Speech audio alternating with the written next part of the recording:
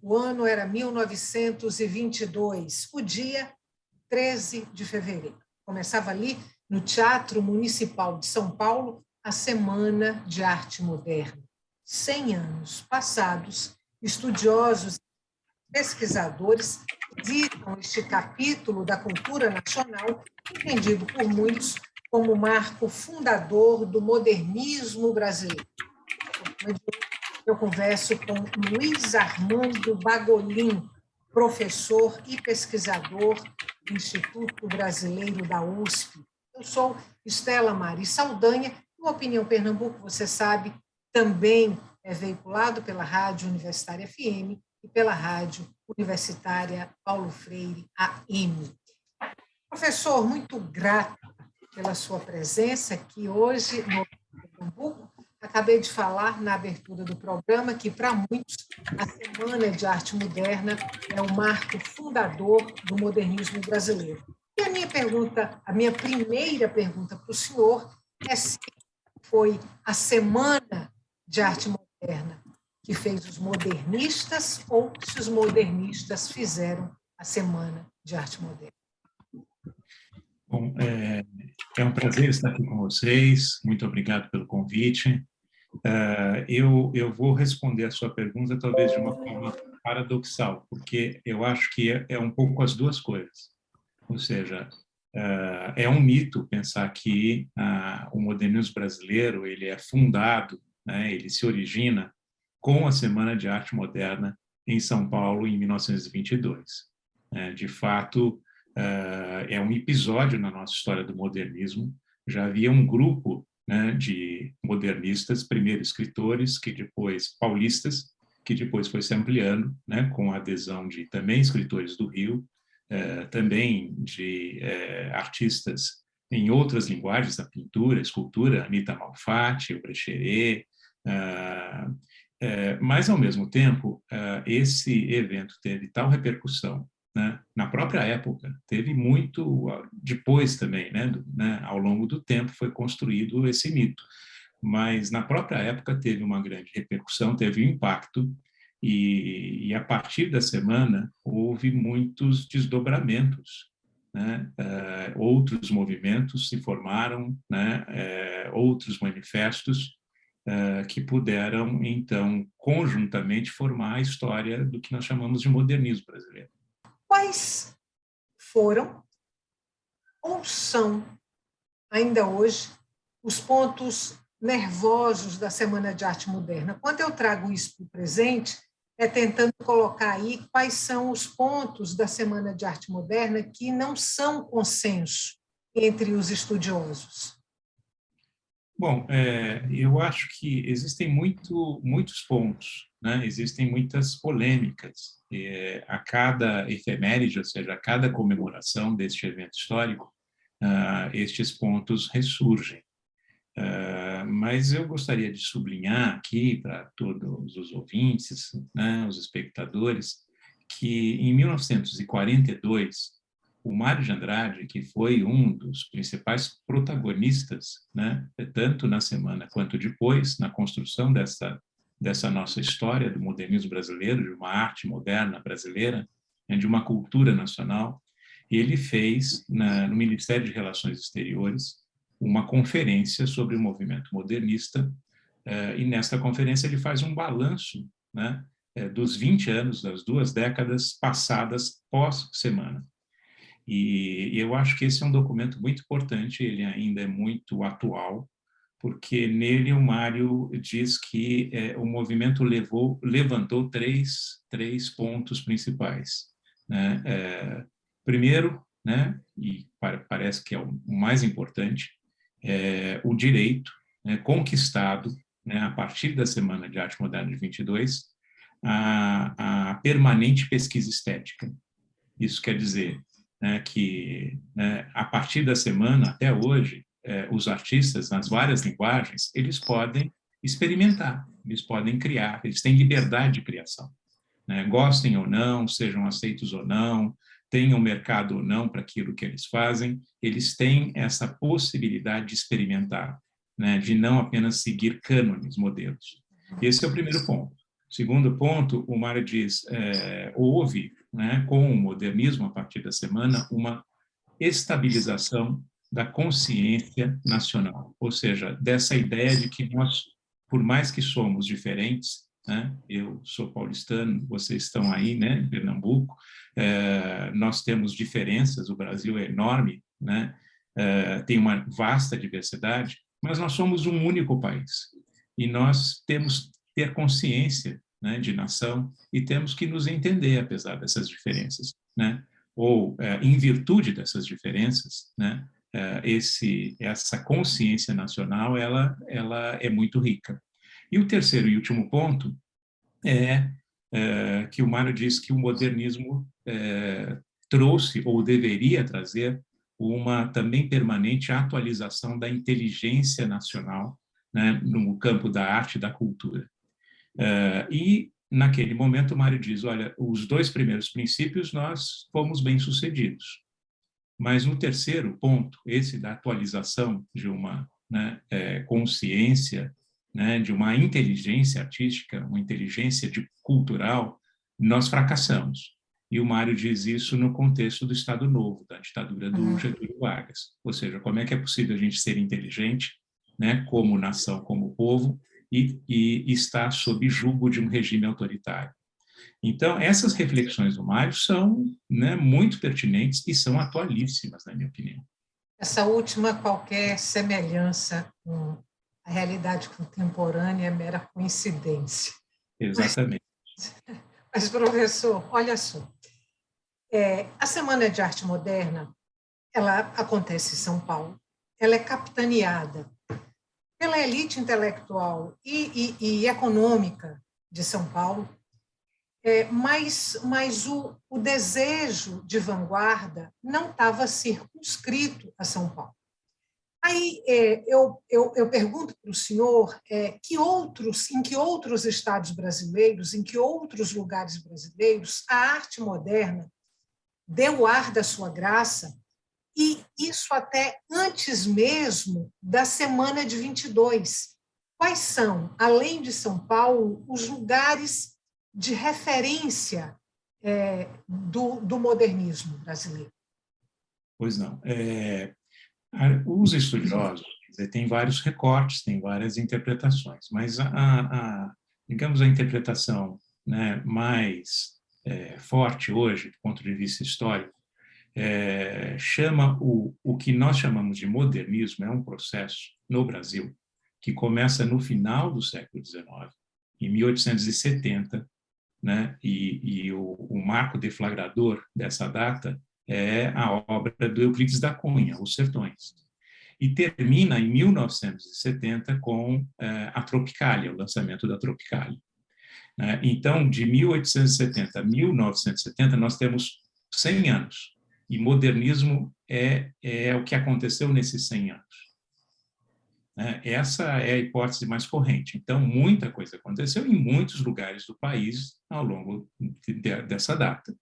Nos anos 20, mais precisamente, né, localizando nos anos 20 em 22 a semana, os três, né, lugares mais importantes em que já haviam manifestações, digamos, atreladas aos desdobramentos ou aquilo que restou das vanguardas culturais e artísticas europeias do início do século XX, o cubismo, o futurismo, o dadaísmo, etc., né? Só que não eram mais essas correntes, era o que restou delas após a Primeira Guerra Mundial.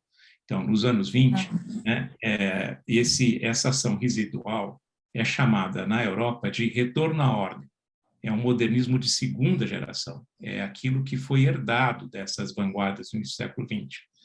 No Brasil, os centros que vão estar mais alinhados, olhando para esse modernismo de segunda geração, são Rio de Janeiro, São Paulo e Recife.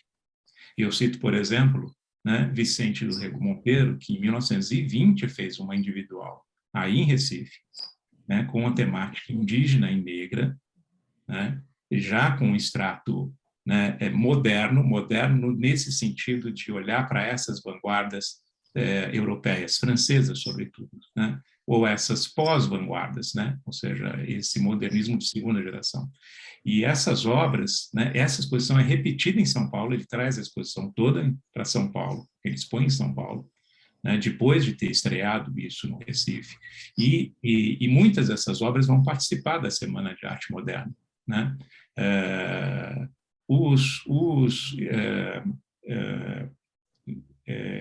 Escritores paulistas, o Grupo Paulista, né, que organizou a semana mais diretamente, né, eles se intitularam, né, sobretudo por conta, né, de um desejo do Menotti del Picchia e do Oswald de Andrade, de futuristas paulistas. Mas, desde o início, desde um ano antes da semana, eles procuraram, né, a adesão, né, de pessoas de outras partes, né, sobretudo dos cariocas, né? Eles vão até o Rio de Janeiro, eles fazem uma viagem ao Rio para buscar a adesão dos jovens escritores do Rio e, sobretudo, para trazer o Villa-Lobos, né, que vai ser uma das grandes atrações dessa semana. A gente tem 2 minutos para terminar esse bloco. Eu não sei se vai dar tempo para o senhor responder. Se o senhor achar que não, a gente chama um intervalo e o senhor responde no próximo bloco. Mas eu queria aproveitar que o senhor trouxe aí Vicente do Rego Monteiro como uma referência, e Recife, né, como uma referência dentro do modernismo brasileiro, digamos, na história oficial do modernismo brasileiro, para lhe perguntar se, de alguma forma, o que aconteceu aqui em Pernambuco, mais especificamente no Recife, dentro dessa esfera da arte moderna, se esse movimento pernambucano não ficou, de certa forma, na sombra, na penumbra, na historiografia oficial do modernismo brasileiro. O senhor responde agora, se quiser, ou se quiser, a gente deixa para o próximo bloco. Acho melhor deixar para o próximo bloco, né? Então, tá bom. Então, a gente faz um intervalo curtinho, volta daqui a pouco. Você que está em casa, não saia daí. O tema de hoje do nosso programa é o centenário da Semana de Arte Moderna, que aconteceu em fevereiro de 1922. Até já.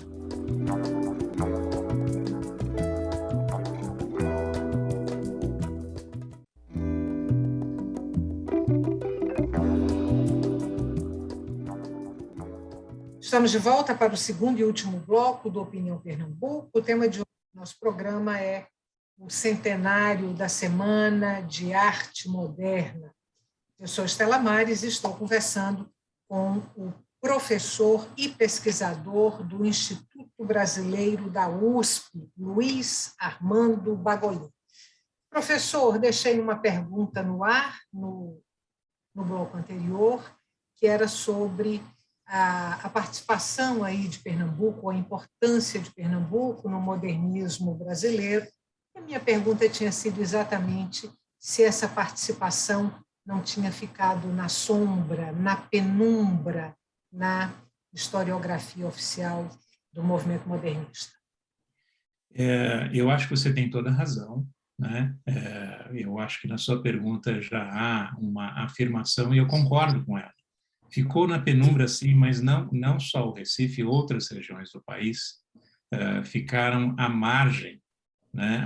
As manifestações, as produções modernistas que aconteceram em vários lugares, não só no Recife, não só em Pernambuco, ficaram à margem da historiografia oficial, sem dúvida nenhuma, por várias razões, né? A principal, na minha opinião, é que houve, a partir, né, sobretudo dos anos 50, final dos anos 50 em diante, em São Paulo, um movimento muito grande de resgate da história do modernismo em São Paulo. Em 1970, data precisa, a Universidade de São Paulo, a qual eu pertenço, comprou o acervo do Mário de Andrade, da família. O Mário havia morrido em 45. Então, todo o acervo do Mário, as obras de arte, a coleção de arte, né, a biblioteca do Mário, mas, sobretudo, o arquivo do Mário, com a sua vasta correspondência. O Mário trocou correspondência com todo mundo, de todas as partes do Brasil, né? é um arquivo nodal para você entender a história do modernismo.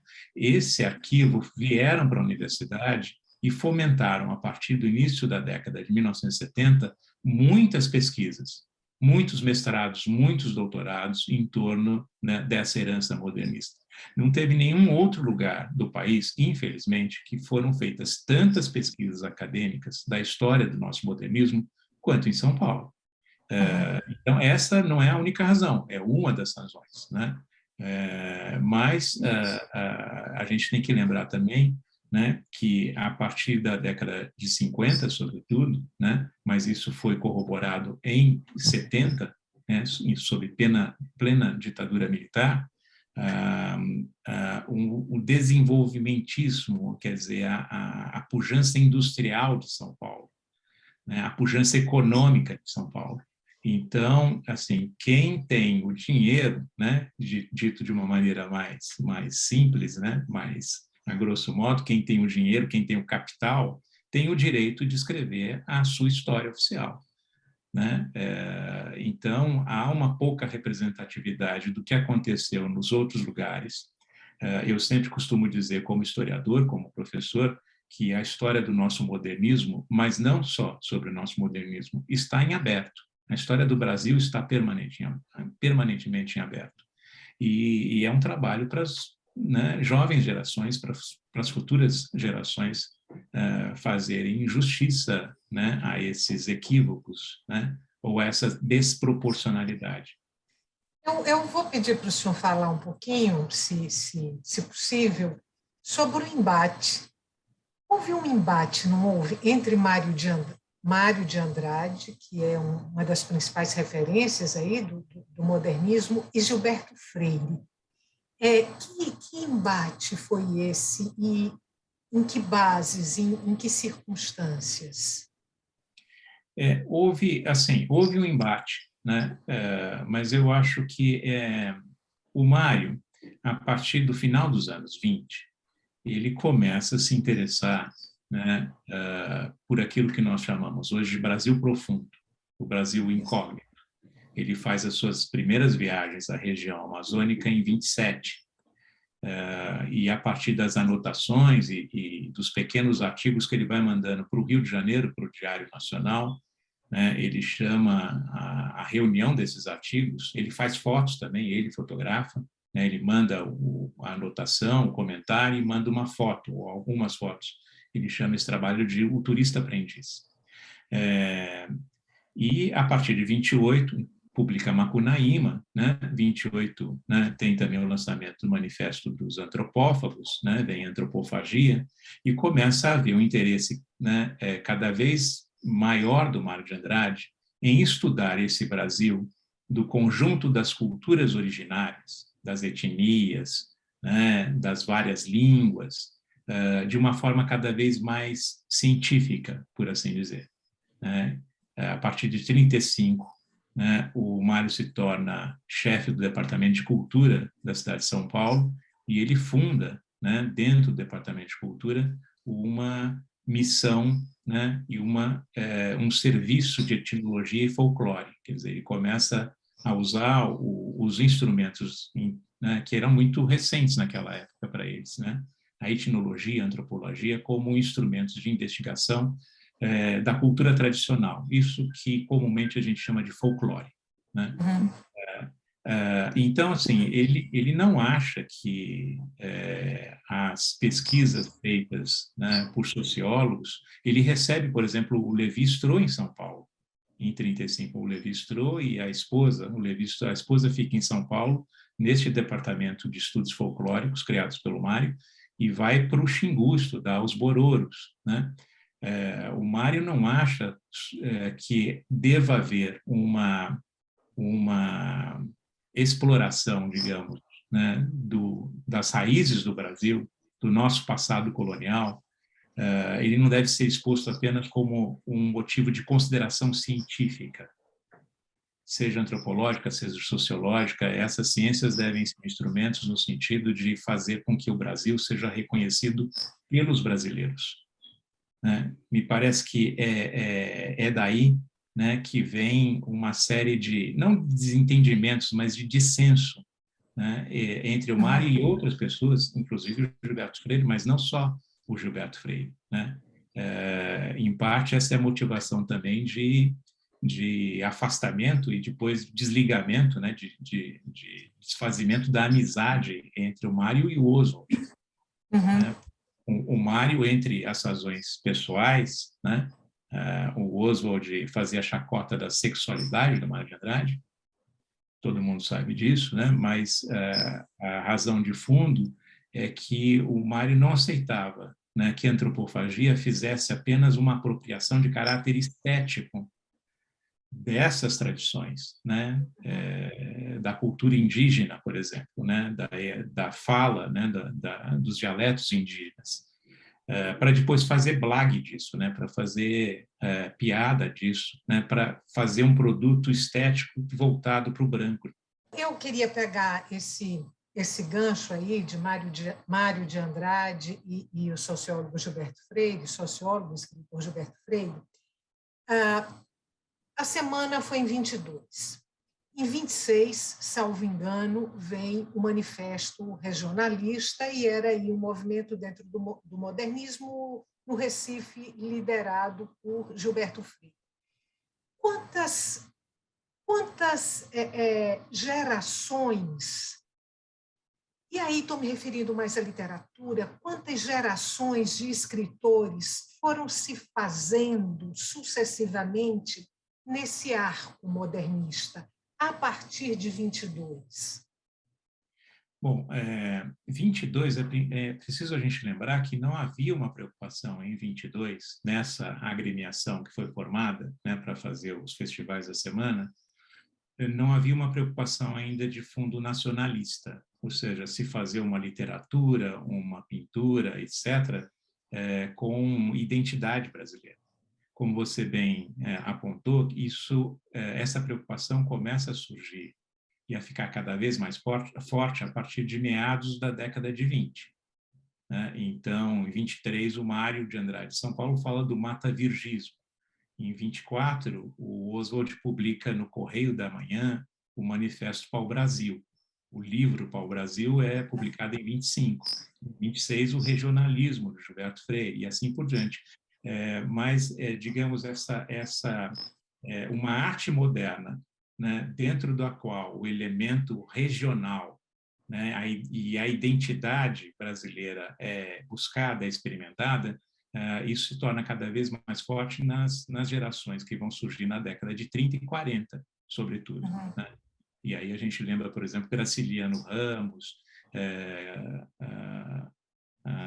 e muitos outros que trabalharam. Né? Eu diria, você perguntou quantas gerações, eu acho que pelo menos 4 gerações, né, de escritores, não só escritores, artistas e intelectuais surgiram após a década de 20.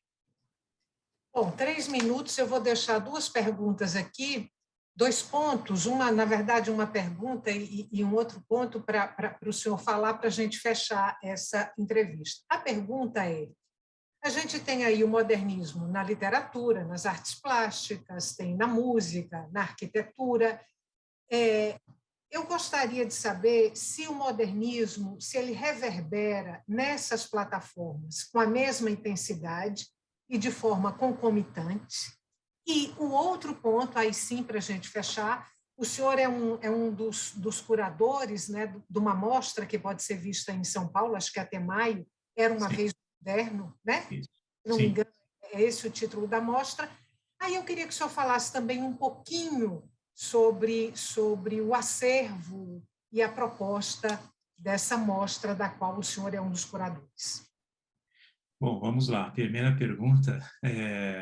Eu acho que houve uma concomitância, assim, das várias linguagens, mas eu acho que antes de 22, né, as principais manifestações em termos de um alinhamento da arte brasileira com o que tinha acontecido nas vanguardas, né, fora do Brasil, se deu no campo da pintura e se deu por obra de uma mulher chamada Anita Malfatti.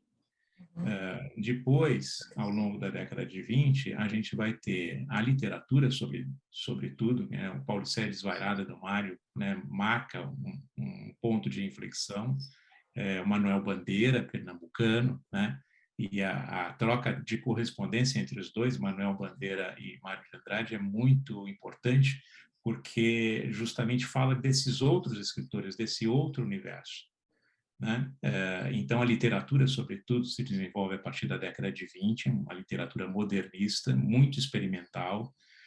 O ponto áureo desse experimentalismo talvez seja Macunaíma, lançado em 28. A música também, ao longo dos anos 20, né? O Villa-Lobos se apresenta no Municipal em 22, depois ele vai para a Europa, né? Vai para Paris, e ele faz uma carreira muito exitosa, muito bem sucedida, né? Adquire fama, né? Mundial, né? E eu diria que, a partir dos anos 50, a gente tem como carro-chefe a arquitetura brasileira, modernista, né? Construção de Brasília, né? Talvez o ícone principal mais lembrado, Lúcio Costa e o Oscar Niemeyer.